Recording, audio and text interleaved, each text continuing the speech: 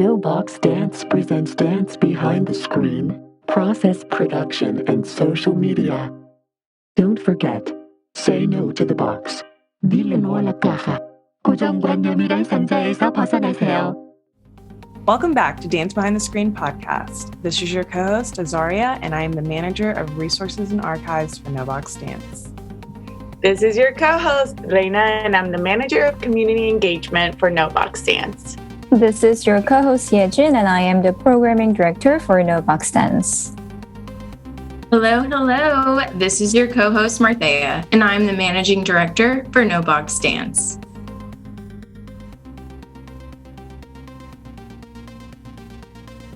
I feel like my identity as a dance filmmaker is still developing, but it is on par with who I am as a choreographer. The characters that are in the dance film and what they're bringing in and what they also want to portray. I'm very interested in dance films that are experimental in nature. In kNOwBOX Dance Film Festival, we have 3 categories: short series, general submission, and documentary. So all the films I made, it goes to under general submission. How do we describe the kNOwBOX Dance Film Festival? The kNOwBOX Dance Film Festival, NBFF for short, is an international dance film festival with multi-country and multilingual, which we're very excited about, live and online screening events that's followed by an international tour. How do you see the gatekeepers kind of evolving? Do you see a change happening? Do you all feel a change happening? Yeah, I can follow up to that. I do think that we're moving forward. I do think it's a slow process. We're just trying to navigate this space because the thing with gatekeepers is there's power associated, and power still typically has to be bestowed. Really work on your intention. Almost more work on your intention twice as much as you work on your aesthetic. You know, slick aesthetic can really be a thin veneer for flimsy intention. I suppose one of the ways that I work is you've got to make the right choice of things like vocabulary, because you don't want to talk down to the adults, but on the other hand, you want to keep things, certain vocabulary that's appropriate for a child and the way you might deliver it. So I quite often will find maybe a more complex way to say it and then immediately say it in slightly simpler language. The first film project I did was for Norwegian television. We were sailing from Greece to Caribbean for 2 years, and we had one camera in the sailboat, and it was like moving around between us and every time, and we filmed everything, and it was all like a cell phone. From my perspective and the little knowledge that I have, because there's so many people more well-read than me, but postmodern dance is an evolution of modern dance, which also is connected to classical dance in its reactive, different, complex way.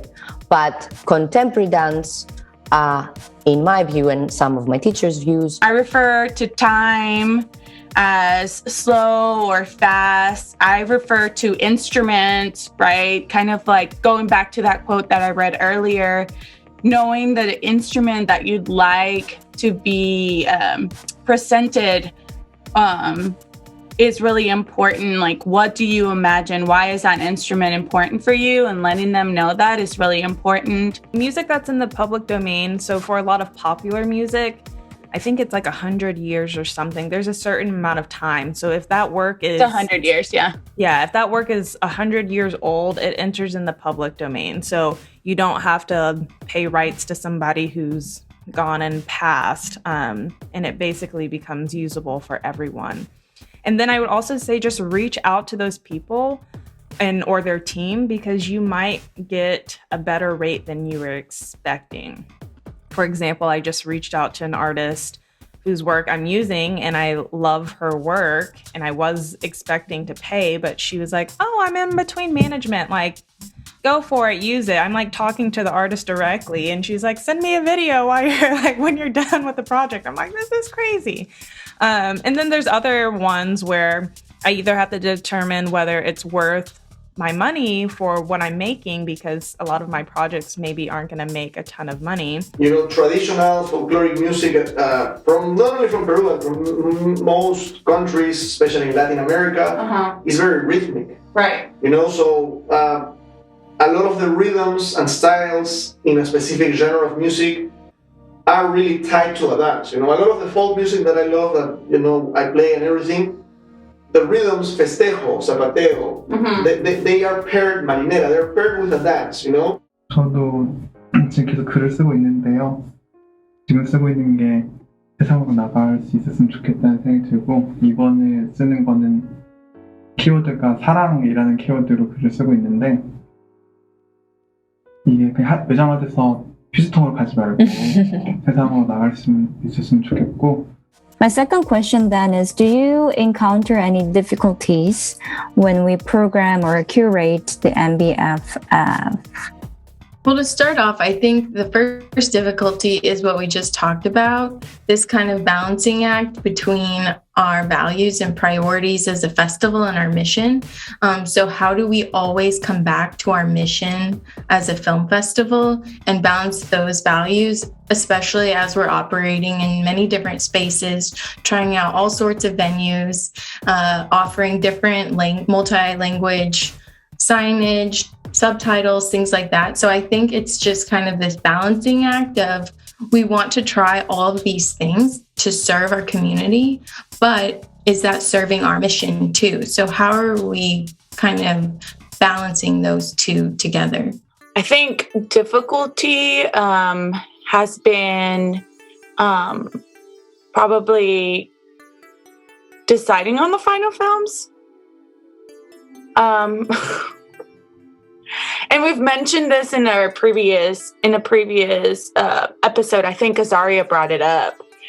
The amount of films that we've gotten and the amount of films that we want to choose for the festival, and being realistic with those expectations, and just offering a program that can connect to all.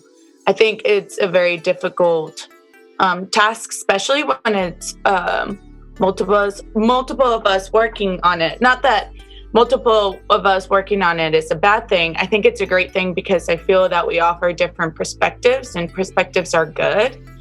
But it's just the hardest part. And I think it's because we want to give everybody the opportunity to be part of the program.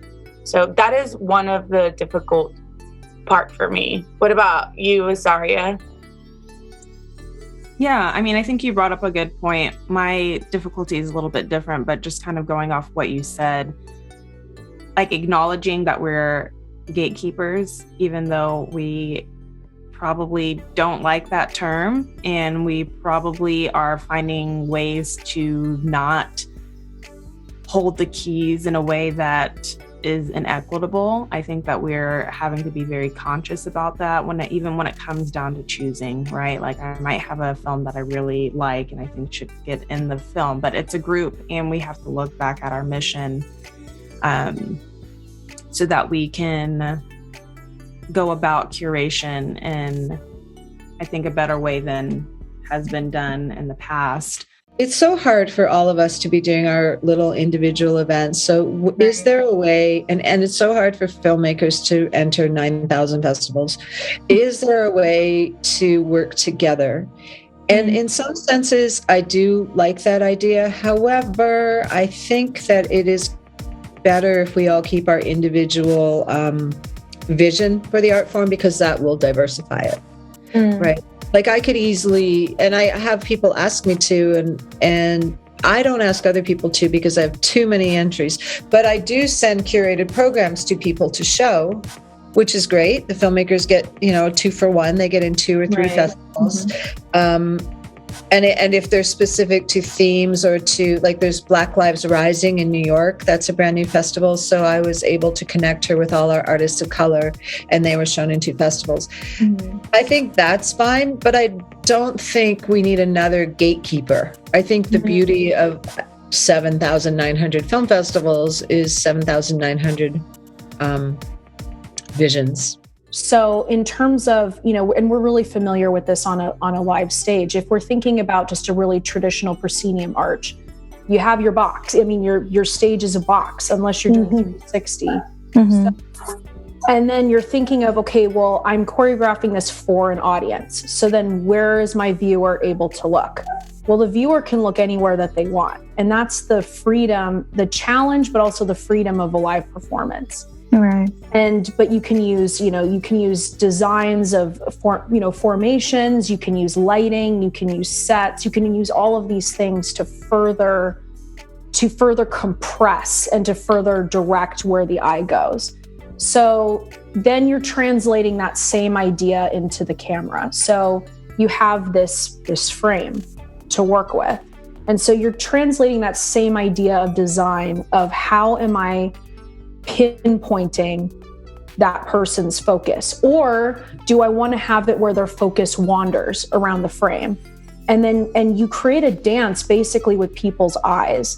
My interactions on social media actually outnumber the people that I see day to day. Especially as it relates to like dance and film, because I feel like it is a way of promoting, but also it's like a process of, like you said, exploring and making, but then it's like putting it out there for others to judge. I don't know. It's just so complicated, I think, but I would definitely love to have more of a conversation as it relates to that. My last question for you for this archive is, how do you say no to the box? How do I say no to the box? I say no to the box because, I'll put it this way. So I very rarely do the proscenium anymore. I came from a concert dance background and I've done a lot of proscenium, but I call the proscenium the great separator. And so I don't do it. I do choreograph on students for the proscenium because, well, that's part of my job. But in terms of my own body, I don't show up there anymore. And that's one of the ways that I've quite literally gotten myself out of a box. But in terms of my screen dance work, even though we're in boxes a lot of the time, Zoom screens, square screens, rectangle screens. The kNOwBOX Dance Film Festival, NBFF, is now accepting submissions for its 4th year as an independent film festival. NBFF seeks dance-related films that challenge the possibilities of what dance can look like in video form. NBFF has 3 categories for submissions. Some are short series, general, and documentaries. For more information and how to apply, visit filmfreeway.com/kNOwBOX Dance Film Festival. kNOwBOX Dance Film Festival. Visit our website, kNOwBOXDance.com, or DM us on social media. Thanks for taking your time to tune into Dance Behind the Screen, a bi-monthly interview series where we go behind the screen to question process, product, and social media. Be sure to follow us on social media at kNOwBOX Dance. See you next time, and don't forget to say no to the box.